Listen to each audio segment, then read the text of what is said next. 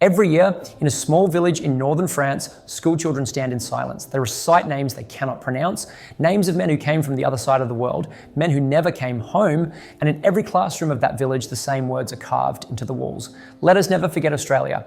But this is not just a story of remembrance. It is a story of what happened on one night in April 1918, when 1,000 young Australians charged into the darkness with no artillery, no tanks, and no certainty they would survive. They were not fighting for territory. They were fighting for something else. Something the history books almost never mention, because hidden in the cellars of that village were children, French children, trapped between two armies, waiting to be saved or taken. What those soldiers did that night would bind two nations together for more than a century. And the truth of why is far more extraordinary than you've ever been told. Before we begin, drop a comment and tell me where you're watching from today. I'm always amazed by how far the Anzac story reaches. And if you're new here, subscribe now, because on this channel, we uncover the hidden stories of the Great War that the textbooks left behind. Now, let us go back to April 1918, to a village called Villers-Bretonneux, and to a night that changed everything. In the spring of 1918, the war that was supposed to end all wars had entered its most desperate hour. For nearly 4 years, the armies of Europe had bled each other white across the fields of France and Belgium. Millions of young men had already perished. And yet, after all that slaughter, after all those offensives that gained nothing but a few hundred meters of churned earth, the outcome remained uncertain. But in March of that year, everything changed. The German High Command, knowing that American troops were arriving in ever greater numbers, made a calculated gamble. They would stake everything on one final, massive offensive before the weight of American industry and manpower could tip the scales against them. They called it the Kaiserschlacht, the Kaiser's battle. And for the Allies, it nearly spelled the end. On the morning of 21st March 1918, the German army unleashed the largest artillery bombardment in human history. More than 6,000 guns opened fire along a 60-mile front. The shells fell so thick and fast that men could not distinguish one explosion from the next. It was simply a continuous roar, a wall of fire and steel that seemed to announce the end of the world. And then came the stormtroops, specially trained German soldiers moving fast and light, bypassing strong points, infiltrating gaps, pushing deeper into Allied territory than anyone had managed since 1914. Within days, the British Fifth Army had collapsed. Entire divisions ceased to exist. The line that had held for years was suddenly torn open, and through that wound poured the German army. The Allies reeled. Panic spread through headquarters and capitals alike. Field Marshal Douglas Haig, the British Commander-in-Chief, issued an order that has echoed through history ever since. With our backs to the wall and believing in the justice of our cause, he wrote, each one of us must fight on to the end. But fighting on required knowing where to fight. And by April, one thing had become terrifyingly clear. The Germans were driving toward Amiens. Amiens was no ordinary city. It was the junction point where the British and French railway lines met. If the Germans captured Amiens, they could split the two Allied armies apart. The British would be driven toward the Channel ports. The French would fall back toward Paris. The alliance would fracture, and with it perhaps the war itself. Standing between the German advance and Amiens was a modest stretch of high ground, and on that high ground sat a village of perhaps 2,000 souls, a village of stone houses and narrow streets, of a medieval church and a modest school, a village that, until that spring, had played no significant role in the great drama unfolding around it. Its name was Villers-Bretonneux. The people of Villers-Bretonneux had lived with war for nearly 4 years. They had heard the guns rumbling in the distance. They had watched the columns of soldiers marching past, first in one direction, then the other. They had taken in refugees from villages closer to the front. They had grown accustomed to the strange rhythm of a world at war, the shortages, the anxiety, the constant uncertainty about what tomorrow might bring. But they had never been on the front line. The trenches had always been far enough away that life, however diminished, could continue. Children still went to school. Farmers still tended their fields. The church bells still rang on Sunday mornings. Now, in April 1918, all of that was about to change. As the German offensive rolled forward, the front line moved with terrifying speed. Villages that had been safely behind the lines suddenly found themselves in the path of advancing armies. Civilians fled in their thousands, clogging the roads, carrying whatever they could on their backs or in handcarts. The exodus was chaotic and desperate, but not everyone left. In Villers-Bretonneux, hundreds of civilians remained. Some were too old or too frail to travel. Some refused to abandon homes their families had occupied for generations. Some had nowhere else to go.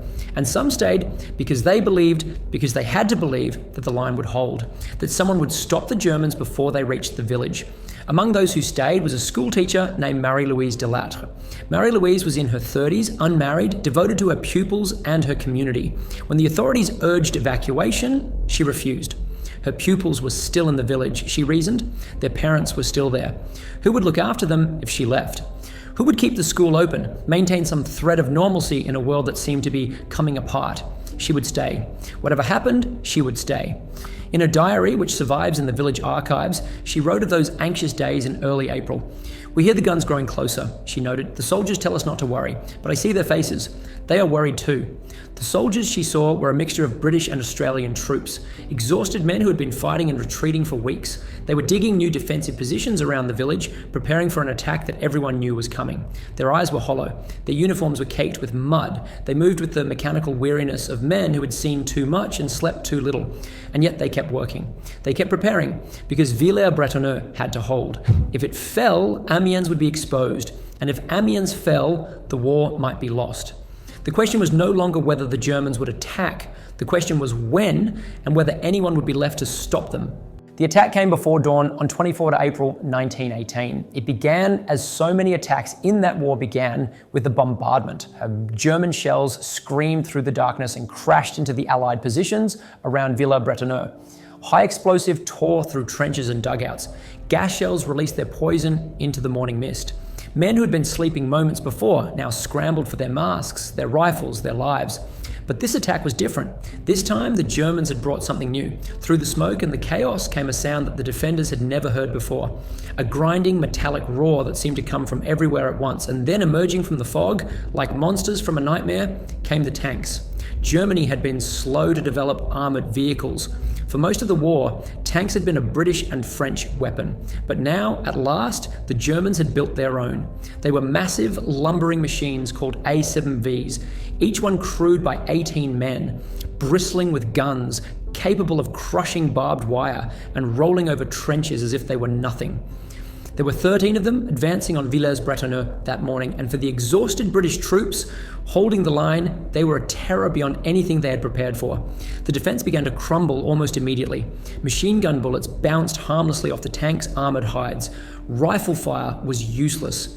The infantry, already weakened by weeks of fighting and retreat, began to fall back. Some units broke entirely, streaming rearward in disorder. Others held their ground and were simply overrun. By mid-morning, the Germans had punched through the British line. Their infantry poured through the gap, following the tanks into the village itself. Street by street, house by house, Villers-Bretonneux fell into enemy hands. For the civilians who had remained, the occupation was immediate and terrifying. German soldiers moved through the streets, securing buildings, establishing positions, rounding up anyone they found. The people of Villers-Bretonneux had heard stories of what German occupation meant, the deportations, the forced labor, the separation of families. Now those stories were becoming their reality. Marie-Louise Delattre gathered her pupils, 6 children whose parents had entrusted them to her care, and led them into the cellar beneath a house near the school. It was dark and cramped and cold, but it was hidden. They would wait there, she told them. They would be quiet. Help would come. But as the hours passed and the sounds of German voices filled the streets above, that hope grew harder to sustain. 12 kilometres to the east, Australian commanders were receiving reports of the disaster. The news was fragmentary and confused, as battlefield news always is, but the essential facts were clear enough. Villers-Bretonneux had fallen. The Germans were consolidating their gains. And if they pushed forward again the next morning, Amiens would be within their reach. The decision came down from Corps headquarters with brutal simplicity. The village must be retaken tonight, before the Germans could dig in, before they could bring up reinforcements, before dawn revealed the full extent of the Allied weakness. 2 brigades of the Australian Imperial Force were assigned to the task. The 13th Brigade would attack from the south. The 15th Brigade would attack from the north. They would execute a pincer movement, sweeping around the village and meeting on the far side, trapping the German garrison inside. It was a sound plan on paper. In practice, it was nearly suicidal. The Australians had no time for reconnaissance. They had only the vaguest idea of German positions and strength. They had no tanks of their own to counter the German armour, and they had no artillery support, because any bombardment would destroy the village and kill the French civilians still trapped inside. They would go in with rifles and bayonets and grenades. They would go in at night across open ground against an enemy who was dug in and waiting, and they would go in knowing that failure was not an option. The men who gathered in the assembly trenches that evening were not professional soldiers. They were volunteers, farmers and factory workers, teachers and clerks, young men from Melbourne and Sydney and Adelaide and 100 small towns across Australia and New Zealand. They had crossed the world to fight in a war that was not their own, in a country they had never seen for reasons that many of them probably could not have articulated. But they understood duty. They understood mateship. And they understood that somewhere ahead in the darkness, people were waiting to be freed. Private Albert Antill of the 57th Battalion later described the mood in the assembly trenches. "We knew it was going to be bad," he wrote. "No one said much. We just checked our gear and waited. Some of the blokes wrote letters home. Some prayed. Most of us just sat there trying not to think about what was coming." At 10 o'clock that night, the order came: fix bayonets. The men rose from their trenches and began to move forward into the darkness. There was no moon. The only light came from the occasional flare that burst overhead, casting everything into harsh white brilliance before plunging them back into blackness. The men navigated by compass and instinct, trying to maintain their lines, trying to stay together, knowing that in the chaos of a night attack, everything could fall apart in an instant. The German defenders were not caught by surprise. They had expected a counterattack, and they were ready. Machine guns opened fire from positions the Australians could not see. Men fell in the darkness, crying out, or simply crumpling silently into the mud. The lines wavered. Officers shouted orders that were swallowed by the din. And still the Australians pushed forward. What happened over the next 6 hours would become one of the most remarkable feats of arms in the entire war.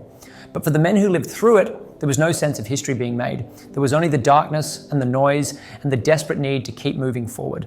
The assault on Villers-Bretonneux was not a single coordinated action. It was 2 separate attacks, launched simultaneously from opposite directions, with no way for the brigades to communicate once the fighting began.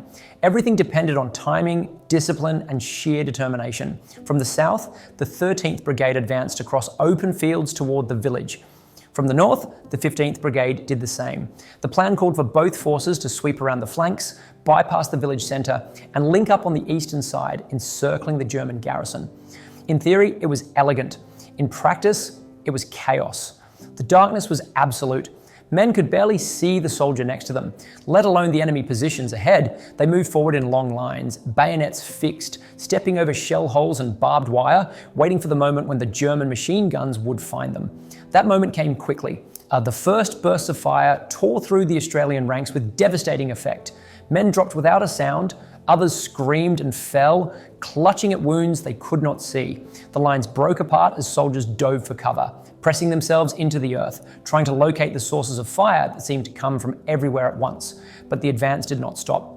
Officers and sergeants rallied their men, shouting above the noise, pushing them forward. Small groups of soldiers worked their way toward the German positions, crawling through the mud, hurling grenades, closing the distance until they could use their bayonets. The fighting was intimate and brutal. In the darkness, there was no way to distinguish friend from enemy until you were close enough to touch. Men grappled in shell holes and collapsed trenches, fighting with rifles, with knives, with fists. The war that had been fought at a distance for 4 years, artillery duels and machine gun exchanges across no man's land, had collapsed into something primitive and terrible. Near the southern edge of the village, a platoon of the 60th Battalion encountered a German machine gun nest that had pinned down an entire company. The gun was positioned in a ruined farmhouse, its crew sweeping the approaches with devastating fire. Every attempt to advance had been thrown back with heavy casualties. Private Clifford Ninnis, a 23-year-old farm labourer from Victoria, volunteered to silence the position. Armed with grenades and his rifle, he crawled forward alone through the darkness.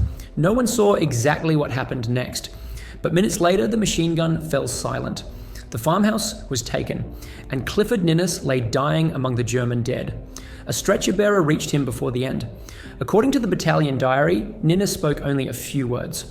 "Tell them we got through." He was one of more than 1,200 Australians who would be killed or wounded before morning. By midnight, both brigades had fought their way to the outskirts of the village, but they had not yet linked up. A gap remained between them, a corridor through which German reinforcements were pouring. The entire operation hung in the balance. Inside the village itself, the fighting had become a nightmare of close quarters combat. Australian soldiers moved through shattered streets, clearing houses one by one, kicking in doors, throwing grenades into cellars, never knowing what waited on the other side.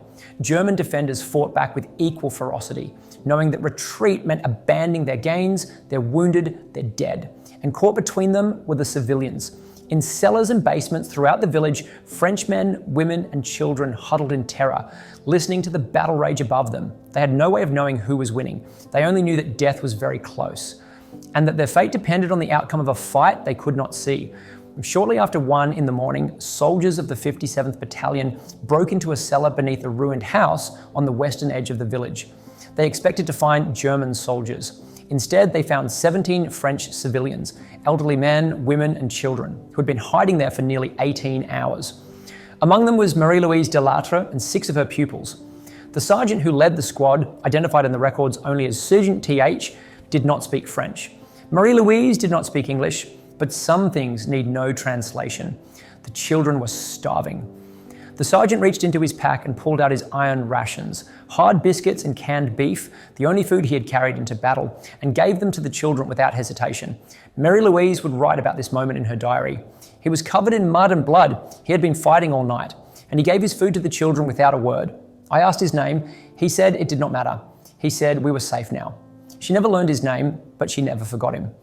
By 3 in the morning, the 2 Australian brigades had finally linked up east of the village. The German garrison was surrounded.